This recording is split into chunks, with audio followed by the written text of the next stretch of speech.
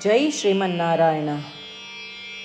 ನಾನು ಹೇಳುವ ವಿಶ್ಲೇಷಣೆ ರಾಮಾನುಜದಾಸ ಶ್ರೀಮಾನ್ ಗಟ್ಟು ವೇಣುಗೋಪಾಲ ಸ್ವಾಮಿಯವರ ರಚನೆಯಾಗಿದೆ. 14ನೇ ಅಧ್ಯಾಯ ಗುಣತ್ರಯ ವಿಭಾಗ ಯೋಗ 22ನೇ ಶ್ಲೋಕ. ಪ್ರಕಾಶಂಚ ಪ್ರವೃತ್ತಿಂಚ ಮೋಹಮೇವ ಚ ಪಾಂಡವ ನ ದ್ವೇಷ್ಟಿ ಸಂಪ್ರವೃತ್ತಾನಿ ನ ನಿವೃತ್ತಾನಿ ಕಾಂಕ್ಷತಿ. ಓಂ. ಗೀತಾಚಾರ್ಯ ಶ್ರೀಕೃಷ್ಣ ಪರಮಾತ್ಮ ಅರ್ಜುನನೊಂದಿಗೆ ನಮ್ಮೆಲ್ಲರಿಗೂ ಗುಣತ್ರಯ ವಿಭಾಗ ಯೋಗವನ್ನು ಕಲಿಸುತ್ತಿದ್ದಾನೆ. ಪರಮಾತ್ಮ ಹೇಳುತ್ತಿದ್ದಾನೆ, ಅರ್ಜುನ, ಸತ್ವಗುಣದಿಂದಾಗಿ ಸಾಕಾರಗೊಂಡ ಆತ್ಮದಲ್ಲಿ ನಿಜವಾದ ಜ್ಞಾನವೂ ಉಂಟಾಗುತ್ತದೆ, ಅಂದರೆ ಪ್ರಕಾಶ. ರಜೋಗುಣವು ಸಾಕಾರಗೊಂಡ ಆತ್ಮದಲ್ಲಿ ಚಟುವಟಿಕೆಯಲ್ಲಿ ತೊಡಗಿಸಿಕೊಳ್ಳಲು ಆಸಕ್ತಿಯನ್ನು ಉಂಟುಮಾಡುತ್ತದೆ. ತಮೋಗುಣದಿಂದಾಗಿ ಸಾಕಾರಗೊಂಡ ಆತ್ಮದಲ್ಲಿ ಭ್ರಮೆಯು ರೂಪುಗೊಳ್ಳುತ್ತದೆ. ಆದರೆ ತ್ರಿಗುಣಗಳನ್ನು ದಾಟಿ ಆಚೆಗೆ ಹೋದವರು ಸತ್ವಗುಣದಿಂದ ಹುಟ್ಟುವ ಪ್ರಕಾಶವನ್ನಾಗಲಿ, ರಜೋಗುಣದಿಂದ ಹುಟ್ಟುವ ಚಟುವಟಿಕೆಯನ್ನಾಗಲಿ, ತಮೋಗುಣದಿಂದ ಹುಟ್ಟುವ ಭ್ರಮೆಯನ್ನಾಗಲಿ ಅವುಗಳು ಇರುವಾಗ ದ್ವೇಷಿಸುವುದಿಲ್ಲ, ಮತ್ತು ಅವರು ಬೆಳಕು, ಚಟುವಟಿಕೆ, ಭ್ರಮೆ ಇಲ್ಲದಿದ್ದರೆ ಅವುಗಳಿಗಾಗಿ ಹಾತೊರೆಯುವುದಿಲ್ಲ. ಈ 3 ಗುಣಗಳಿಂದ ಪ್ರಭಾವಿತನಾಗದವನು ಈ 3 ಗುಣಗಳು ಅವನಿಗೆ ಇಷ್ಟವಿಲ್ಲದ ರೀತಿಯಲ್ಲಿ ವರ್ತಿಸುವಂತೆ ಮಾಡಿದರೂ ಅವುಗಳನ್ನು ದ್ವೇಷಿಸುವುದಿಲ್ಲ. ಈ 3 ಗುಣಗಳಿಂದ ಪ್ರಭಾವಿತನಾಗದವನು ಈ 3 ಗುಣಗಳು ಅವನು ಇಷ್ಟವಾದ ರೀತಿಯಲ್ಲಿ ವರ್ತಿಸುವಂತೆ ಮಾಡಿದರೂ ಅವುಗಳನ್ನು ಹುಡುಕುವುದಿಲ್ಲ. ಹೀಗೆ ಹೇಳುವ ಮೂಲಕ ಶ್ರೀಕೃಷ್ಣ ಪರಮಾತ್ಮನು ತ್ರಿಗುಣಗಳನ್ನು ದಾಟಿದ ಮತ್ತು ಮೀರಿದ ವ್ಯಕ್ತಿಯು ಹೇಗೆ ಗುಣಗಳನ್ನು ಅಥವಾ ಅವುಗಳ ಅಭಿವ್ಯಕ್ತಿಗಳನ್ನು ಅವುಗಳು ಇದ್ದಾಗ ದ್ವೇಷಿಸುವುದಿಲ್ಲ, ಅಥವಾ ಅವು ಪ್ರಕಟವಾಗದಿದ್ದರೆ ಹೇಗೆ ಹಂಬಲಿಸುವುದಿಲ್ಲ ಎಂಬುದನ್ನು ವಿವರಿಸುತ್ತಿದ್ದಾನೆ. ಆದ್ದರಿಂದ ನಾವು ದೇಹಕ್ಕಿಂತ ಭಿನ್ನರು ಎಂದು ಅರಿತುಕೊಳ್ಳಲು ಪ್ರಾರಂಭಿಸೋಣ. 3 ಗುಣಗಳು ದೇಹಕ್ಕೆ ಮಾತ್ರ ಸಂಬಂಧಿಸಿವೆ ಮತ್ತು ನಮ್ಮ ದೇಹದ ಮೂಲಕ ನಡೆಯುವ ಎಲ್ಲದಕ್ಕೂ ಈ 3 ಗುಣಗಳು ಕಾರಣವಾಗಿವೆ ಎಂದು ಅರಿತುಕೊಳ್ಳೋಣ. ಈ 3 ಗುಣಗಳ ಪ್ರಭಾವಕ್ಕೆ ಒಳಗಾಗದಿರಲು ಪ್ರಯತ್ನಿಸೋಣ. ಹಾಗೆಯೇ ಸತ್ವಗುಣವನ್ನು ಬೆಳೆಸಿ ರಜೋಗುಣ ಮತ್ತು ತಮೋಗುಣಗಳನ್ನು ನಿಗ್ರಹಿಸಲು ಮತ್ತು ತ್ರಿಗುಣಗಳಿಂದ ಬಂದಿಯಾಗದೆ ಶ್ರೀಕೃಷ್ಣ ಪರಮಾತ್ಮ ಅಥವಾ ಶ್ರೀಮನ್ನಾರಾಯಣನ ಸೇವೆಯಾಗಿ ನಮ್ಮ ಎಲ್ಲ ಕಾರ್ಯಗಳನ್ನು ಶ್ರೀಮನ್ನಾರಾಯಣನಿಗೆ ಅರ್ಪಿಸಿ ಶ್ರೀಮನ್ನಾರಾಯಣನ ಕೈಯಲ್ಲಿ ಸಾಧನವಾಗಿ ವರ್ತಿಸೋಣ. ನಾವು ಶ್ರೀಕೃಷ್ಣ ಪರಮಾತ್ಮನ ಬೋಧನೆಗಳನ್ನು ಧ್ಯಾನಿಸುವಾಗ ಶ್ರೀಮನ್ನಾರಾಯಣನನ್ನು ಸಾಧಿಸುವ ಗುರಿಯೊಂದಿಗೆ ನಾವು ನಮ್ಮ ದೇಹವನ್ನು ಅತ್ಯುತ್ತಮವಾಗಿ ಬಳಸಿಕೊಳ್ಳಲು ಪ್ರಾರಂಭಿಸೋಣ.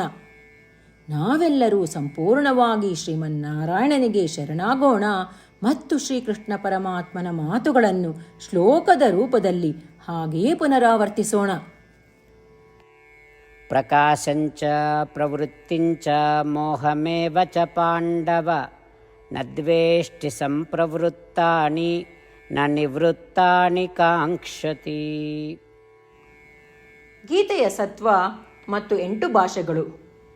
ಶ್ರೀಕೃಷ್ಣ ಪರಮಾತ್ಮ ಉಪದೇಶಿಸಿರುವ ಶ್ರೀಮದ್ ಭಗವದ್ಗೀತೆಯ ಪೂರ್ಣಸತ್ವ. ಅಧ್ಯಾಯ 18 65ರಿಂದ 70 ಶ್ಲೋಕಗಳಲ್ಲಿ 8 ಕಾರ್ಯಗಳನ್ನು ಮಾಡಬೇಕಾಗಿದೆ. ಶ್ರೀಕೃಷ್ಣ ಹೇಳುತ್ತಾನೆ, ಈ 8 ಕಾರ್ಯಗಳನ್ನು ಯಾರು ಅನುಸರಿಸುತ್ತಾರೋ ಅವರನ್ನು ನಾನು ಪ್ರೀತಿಸುತ್ತೇನೆ. ನಾನು ಆ ಭಕ್ತರನ್ನು ಎಲ್ಲ ವಿಧದ ಮಾರ್ಗಗಳಲ್ಲೂ ಸಂರಕ್ಷಿಸುತ್ತೇನೆ. ಶ್ರೀಕೃಷ್ಣ ಪರಮಾತ್ಮ ಉಪದೇಶಿಸಿದ ಭಗವದ್ಗೀತೆಯನ್ನು ಪೂರ್ಣ ಕೇಳಿಸಿಕೊಂಡ ನಂತರ ಅರ್ಜುನ ಹೇಳುತ್ತಾನೆ, ಕರಿಷ್ಯೆ ವಚನಂ ತವ. ಇದರ ಅರ್ಥ, ಕೃಷ್ಣ, ನಾನು ನೀನು ಹೇಳುವ ರೀತಿಯೇ ಮಾಡುವೆ. ಇದೇ ಕಾರಣದಿಂದ ಶ್ರೀಕೃಷ್ಣ ಅರ್ಜುನನಿಗೆ ಎಲ್ಲ ವಿಧದ ಯಶಸ್ಸು ಮತ್ತು ವಿಜಯಗಳನ್ನು ಪ್ರದಾನ ಮಾಡಿದ. ನಾವು ಈ 8 ಕರ್ಮಗಳನ್ನು ಮಾಡುತ್ತೇವೆ ಎಂದು ಪರಮಾತ್ಮನಿಗೆ ನಮ್ಮ ಪ್ರತಿಜ್ಞೆಯನ್ನು ಮಾಡೋಣ. ಶ್ರೀಕೃಷ್ಣ ಪರಮಾತ್ಮನಿಗೆ ವಚನ ಕೊಡುವುದಕ್ಕಿಂತ ಯಾವ ಪೂಜೆ, ತಪಸ್ಸು ಅಥವಾ ಯಜ್ಞ ದೊಡ್ಡದಿಲ್ಲ. ನಾವು ಮಾಡಬೇಕಾಗಿರುವ ಈ 8 ಪ್ರತಿಜ್ಞೆಗಳನ್ನು ನಾನು ಹೇಳುವೆ. ನೀವೆಲ್ಲರೂ ದಯವಿಟ್ಟು ಮನಸ್ಸು ಮತ್ತು ಹೃದಯದಿಂದ ಯೋಚಿಸಿ. ಈ ರೀತಿ ಶ್ರೀಕೃಷ್ಣನಿಗೆ ವಚನ ಕೊಡುವುದರಿಂದ ನಾವೆಲ್ಲರೂ ಸಂತೋಷದಿಂದ ಪ್ರಕಾಶಿಸುತ್ತಿರುವ ಶ್ರೀಕೃಷ್ಣನ ಮುಖವನ್ನು ದೃಶ್ಯಕರಿಸೋಣ ಮತ್ತು ಆನಂದವನ್ನು ಅನುಭವಿಸೋಣ. ಜೈ ಶ್ರೀಮನ್ನಾರಾಯಣ. ಇವುಗಳೇ ನಮ್ಮ 8 ಪ್ರತಿಜ್ಞೆಗಳು. ನಮ್ಮ ಮೊದಲನೇ ಪ್ರತಿಜ್ಞೆ, ಹೇ ಶ್ರೀಮನ್ನಾರಾಯಣ, ನೀನು ಸೂಚಿಸಿರುವ ಹಾಗೆ ನಾನು ಸದಾ ನಿನ್ನ ಧ್ಯಾನ ಮತ್ತು ಚಿಂತನೆ ಮಾಡುವೆ. ನಮ್ಮ ಎರಡನೇ ಪ್ರತಿಜ್ಞೆ, ಹೇ ಶ್ರೀಮನ್ನಾರಾಯಣ, ನೀನು ಸಲಹೆ ನೀಡಿರುವ ಹಾಗೆ ನಾನು ಸದಾ ನಿನ್ನ ಭಕ್ತನಾಗಿರುವೆ. ನಮ್ಮ ಮೂರನೇ ಪ್ರತಿಜ್ಞೆ, ಹೇ ಶ್ರೀಮನ್ನಾರಾಯಣ, ನಾನು ನನ್ನ ಎಲ್ಲ ಕರ್ಮಗಳನ್ನು ನಿನ್ನ ಸೇವೆ ಮತ್ತು ನಿನ್ನ ಸಂತುಷ್ಟಿಗಾಗಿ ಮಾಡುವೆ.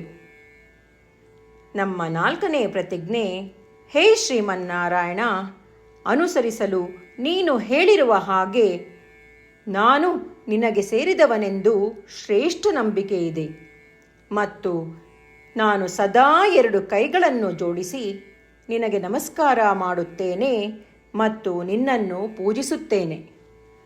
ನಮ್ಮ 5ನೇ ಪ್ರತಿಜ್ಞೆ, ಹೇ ಶ್ರೀಮನ್ನಾರಾಯಣ, ನಿನ್ನ ವಚನಗಳನ್ನು ಸ್ಮರಿಸುತ್ತೇನೆ.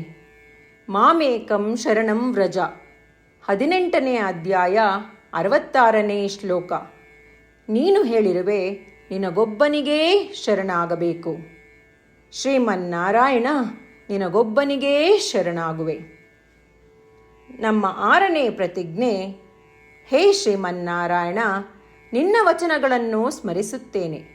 ಮಾ ಶುಚಃ, 18ನೇ ಅಧ್ಯಾಯ 66ನೇ ಶ್ಲೋಕ. ನೀನು ನಮಗೆ ಪುನರ್ ಆಶ್ವಾಸನೆ ನೀಡಿದ್ದೀಯ, ದುಃಖಿಸಬೇಡವೆಂದು. ನಾನು ಎಂದಿಗೂ ದುಃಖಿಸುವುದಿಲ್ಲ. ನಮ್ಮ 7ನೇ ಪ್ರತಿಜ್ಞೆ, ಹೇ ಶ್ರೀಮನ್ನಾರಾಯಣ, ನೀನು ಶ್ರೀಮದ್ ಭಗವದ್ಗೀತೆಯನ್ನು ನಮಗಾಗಿ ಉಪದೇಶಿಸಿ ಅನುಗ್ರಹಿಸಿ ಮತ್ತು ಆಶೀರ್ವದಿಸಿದ್ದೀಯ. ನಾನು ಕನಿಷ್ಠ 1 ಶ್ಲೋಕವನ್ನು ದಿನಾ ಪಠಿಸುವೆ ಅಥವಾ ಕೇಳಿಸಿಕೊಳ್ಳುವೆ ಎಂದು ನಾನು ಪ್ರತಿಜ್ಞೆ ಮಾಡುವೆ. ನಮ್ಮ 8ನೇ ಪ್ರತಿಜ್ಞೆ, ಹೇ ಶ್ರೀಮನ್ನಾರಾಯಣ, ನೀನು ಮನುಷ್ಯ ಸಮುದಾಯಕ್ಕೆ ಗೀತೆ ಉಪದೇಶಿಸಿದೆ. ನಾನು ನಿನ್ನ ಗೀತೆಯ ದೈವವಾಣಿಯನ್ನು ಗೀತೆಯ ಅರಿವಿಲ್ಲದಿರುವ ಭಕ್ತರಿಗೆ ಪ್ರಚಾರ ಮಾಡಲು ಪ್ರಯತ್ನಿಸುವೆ. ಹೇ ಶ್ರೀಮನ್ನಾರಾಯಣ, ನೀನು ಹೇಳುವ ಹಾಗೇ ಮಾಡುವೆ. ನಿನ್ನ ಇಚ್ಛೆಯಂತೆ ನಡೆವೆ. ನಾನು ನಿನಗಾಗಿಯೇ ಶ್ರಮಿಸುವೆ. ಶ್ರೀಮನ್ನಾರಾಯಣನಿಗೆ ದಿನಪ್ರತಿದಿನವೂ ನಾವು ನೀನು ಹೇಳಿದ ಹಾಗೇ ಮಾಡುವೆವು ಎಂದು ಮಾತು ಕೊಡುವುದೇ ಶ್ರೇಷ್ಠ ಪೂಜೆ. ನಾವು ನಮ್ಮ ಅಚಲವಾದ ನಂಬಿಕೆಯಿಂದ ಅವನಿಗೆ ನಮ್ಮ ಪ್ರತಿಜ್ಞೆ ಮಾಡೋಣ. ಶ್ರೀಮನ್ನಾರಾಯಣ, ಕರಿಷ್ಯೆ ವಚನಂ ತವ. ಶ್ರೀಮನ್ನಾರಾಯಣ, ನೀನು ನುಡಿದಿರುವ ಹಾಗೇ ನಡೆವೆ. ಸರ್ವಂ ಶ್ರೀಕೃಷ್ಣಾರ್ಪಣಮಸ್ತು. ಜೈ ಶ್ರೀಮನ್ನಾರಾಯಣ.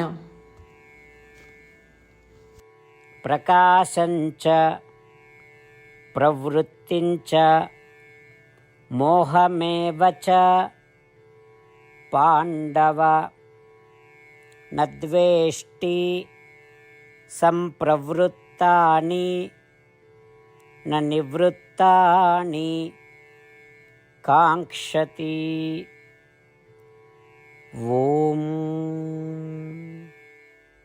ಪ್ರಕಾಶಂಚ ಪ್ರವೃತ್ತಿಂಚ ಮೋಹಮೇವ ಚ ಪಾಂಡವ ನ ದ್ವೇಷ್ಟಿ ಸಂಪ್ರವೃತ್ತಾನಿ ನ ನಿವೃತ್ತಾನಿ ಕಾಂಕ್ಷತಿ. ಜೈ ಶ್ರೀಮನ್ನಾರಾಯಣ. ಎಲ್ಲ ಭಕ್ತಾದಿಗಳಿಗೆ ವಿಶೇಷ ವಿನಂತಿ. ನಮ್ಮ ಜೀವನದ ಎಲ್ಲ ವಿಷಯಗಳಲ್ಲಿ ನಮಗೆ ಶೀಘ್ರ ಮತ್ತು ಪರಿಣಾಮಕಾರಿ ಫಲಿತಾಂಶಗಳ ಅಪೇಕ್ಷೆ ಇರುತ್ತದೆ. ಇದನ್ನು ಸಾಧಿಸಲು ನಾವು ದಿನಪ್ರತಿದಿನವೂ 1 ನಿಮಿಷವನ್ನು ನಾರಾಯಣ ಅಸ್ತ್ರಂ ಓದುವುದರಲ್ಲಿ ಕಳೆಯೋಣ. ನಾರಾಯಣ ಅಸ್ತ್ರಂ ದೊರೆಯಲು ನಾರಾಯಣ ಅಸ್ತ್ರಂ ವೆಬ್ಸೈಟ್ಗೆ ಹೋಗಿ www.narayanaastram.org ನಿಮ್ಮ ಹೆಸರು ಮತ್ತು ಇಮೇಲ್ಗಳನ್ನು ಪಂಜೀಕರಿಸಿ. ನೀವು ಪಂಜೀಕರಿಸಿರುವ ಇಮೇಲ್ ವಿಳಾಸಕ್ಕೆ ನಾರಾಯಣ ಅಸ್ತ್ರಂ PDF ರೂಪದಲ್ಲಿ ದೊರೆಯುತ್ತದೆ. ಈ PDFನಲ್ಲಿ 1 ರಾಮಾಯಣ ಶ್ಲೋಕ, 1 ಗೀತಾ ಶ್ಲೋಕ ಮತ್ತು ವಿಷ್ಣುನಾಮ ಇರುತ್ತದೆ. ಈ 3 ಮಿಶ್ರಣವೇ ನಾರಾಯಣ ಅಸ್ತ್ರಂ. ಪ್ರತಿಯೊಬ್ಬರೂ ಈ ಶ್ಲೋಕಗಳ ವಿಭಿನ್ನ ಸಂಯೋಜನೆ ಪಡೆಯುತ್ತಾರೆ. ಯಾವಾಗ ಪ್ರತಿಯೊಬ್ಬರೂ ಪ್ರತಿದಿನವೂ ಅವರ ನಾರಾಯಣ ಅಸ್ತ್ರವನ್ನು 24,000 ಭಕ್ತಾದಿಗಳೊಡನೆ ಓದಿ ಅಥವಾ ಕೇಳಿಸಿಕೊಳ್ಳುತ್ತಾರೋ, 1 ಸುತ್ತಿನ ಸಂಪೂರ್ಣ ರಾಮಾಯಣ ಪಾರಾಯಣ, 33 ಸುತ್ತು ಶ್ರೀಮದ್ ಭಗವದ್ಗೀತಾ ಪಾರಾಯಣ, 24 ಸುತ್ತು ಶ್ರೀ ವಿಷ್ಣು ಸಹಸ್ರನಾಮ ಸ್ತೋತ್ರ ಪಾರಾಯಣ ಪ್ರತಿದಿನವೂ ಪೂರ್ತಿಗೊಳ್ಳುತ್ತದೆ. ದಿನಪ್ರತಿದಿನವೂ ಈ ರೀತಿ ಮಾಡುವುದರಿಂದ ಗಮನಾರ್ಹ ಮತ್ತು ಅಸಾಧಾರಣ ಫಲಿತಾಂಶ ಹೊರಬರುತ್ತದೆ. ಅದೇ ಕಾರಣಕ್ಕಾಗಿ ನೀವು ಮತ್ತು ನಿಮ್ಮ ಕುಟುಂಬ ಸದಸ್ಯರು ಶೀಘ್ರವೇ ನಿಮ್ಮ ನಾರಾಯಣ ಅಸ್ತ್ರವನ್ನು ಪಡೆಯಿರಿ. ಜೈ ಶ್ರೀಮನ್ನಾರಾಯಣ.